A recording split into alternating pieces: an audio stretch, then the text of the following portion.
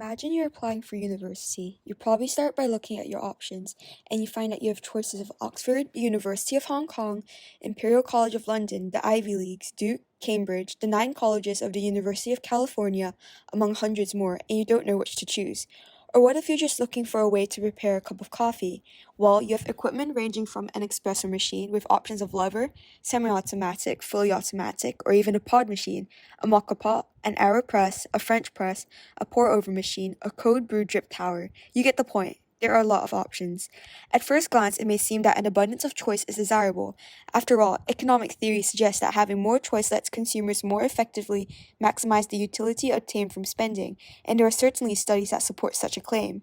As an example, a study in 2004 showed that by presenting an organized set of jelly beans, both children and adults consumed, on average, over twice as many beans when the number of color increased from 6 to 24. Along with other experiments, the study showed that having a wider variety of choices, if presented in an organized manner, can lead to consumers increasing consumption, and has many implications when it comes to marketing or controlling food consumption. Another study in 1978 also finds the benefit of choice. It compared the response of subjects to the availability of choice when they were asked to attempt a SERMA puzzle. One group had 3 predetermined set of questions, while the other could choose 3 from 6. After the subject finishes the attempt, the experimenter would provide the subject with another puzzle. The catch, though, is that the puzzle this time was utterly impossible to solve. The experiment sought to find how long the subjects could stay motivated. In support of the researcher's hypothesis, those who were given a choice spent, on average, 60% longer on the impossible puzzle. These studies, among many others, provide support for the benefit of choice and how it may be beneficial to both the consumers and business. However, recent research has discovered that more choice may not always be a good thing. The term overchoice, coined by Alvin Toffler in 1970, describes a situation where people are faced with so many choices that they have great difficulty choosing the one they prefer. With an increasing number of brands, careers, or education opportunities entering the market, it isn't hard to see that such a change may overwhelm a consumer. A study in 2013 found an interesting pattern. By providing an experiment asking subjects to choose a travel plan, it was found that with 1 to 22 choices, the pattern supported what was described in previous studies, that increasing choices made consumers more likely to make a choice. However, above 22 choices, researchers found that subjects became more likely to not make any decisions at all, and suggests that, at least for tourism, consumers may consider their best choice to refrain from choosing when there's too much information for them to handle. In fact, it is very likely that information overload is indeed a major cause of such a paradox of choice. An investigation into marketing science in 2005 compared 2 brands of cameras. One brand offered 1 choice, while the second brand offered 2 choices.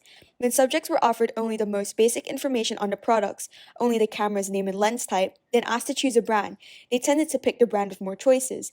However, when additional information was offered, including price, weight, resolution, and other details, consumers were significantly more likely to pick the brand with fewer choices, even though all those bits of information were exactly the same across the 2 brands. The subject struggled to process high volumes of information. So, what's going on? Is choice good or not, and how does it affect me? Well, research suggests that such a phenomenon only occurs under certain circumstances.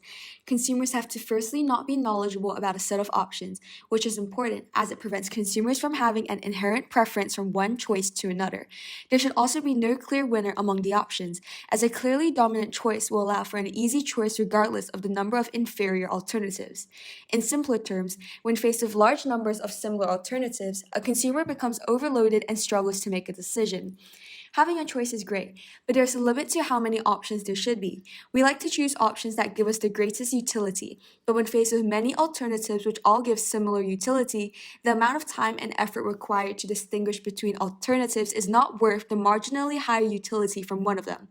Furthermore, after we make a choice, we are more likely to regret our decision because, well, what if another one of the similar alternatives ended up being better? Anticipating such feelings of dissatisfaction, it isn't hard to see why someone would come to a conclusion that sometimes the best choice is to make none at all. So, what would you do? Face the harsh trial of choosing between 30 seemingly similar items, randomly selecting one of them, or would you simply refuse to choose any of them at all?